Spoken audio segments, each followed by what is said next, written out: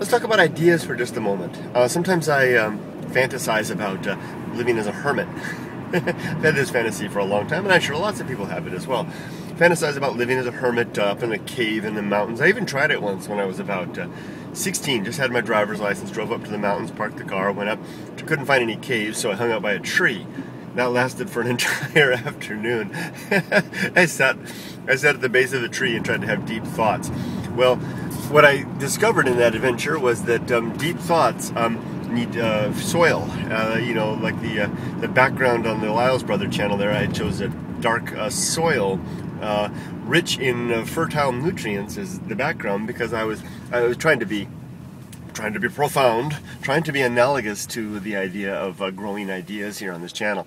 And that's precisely sometimes what I love to escape and just think about the ideas and just come up with things and share them all the time. But the trick is, if you were to do that, you wouldn't have the nutrients, the soil, the rich and varied texture of ground from which those things can grow, because it is the very mixture of all life that allows those fruitful ideas to come about. It's why sometimes as a youth, I remember when I was young and I would struggle for ideas. So often the ideas that I would come up with would revolve around myself, because I knew so little about the big world that I could only grow things that came out of myself.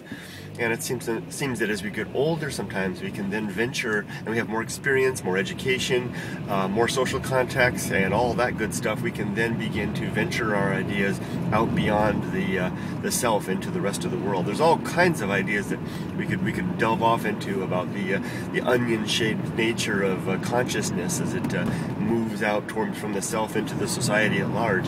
But just what I wanted to say now was living as a hermit sounds nice sometimes, but I think that after a while, the ideas you might achieve enlightenment as Daruma did, but I don't know that you can. That enlightenment doesn't necessarily relate to the rest of us.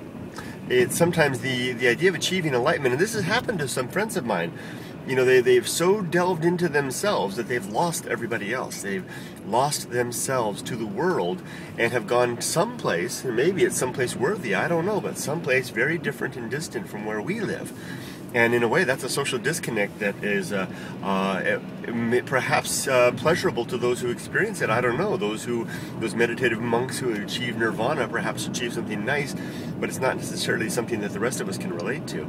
So if you want to stay in the world and you want to connect and you want to share, have ideas, then take on the burdens, take on the responsibilities. Get yourself a family if you're so inclined. Get yourself some kids. Get yourself a job. Get a mortgage, and get weighted down with all that stuff and the burdens and the frustrations and the anger sometimes that you can't always do what you want to do. But when you do have those spare moments that you can do what you want to do, whoa, watch out. Lots and lots of stuff to grow from. Okay, take care everybody. I'm going to sign off for now, and have a good, happy thinking and happy day. Bye-bye.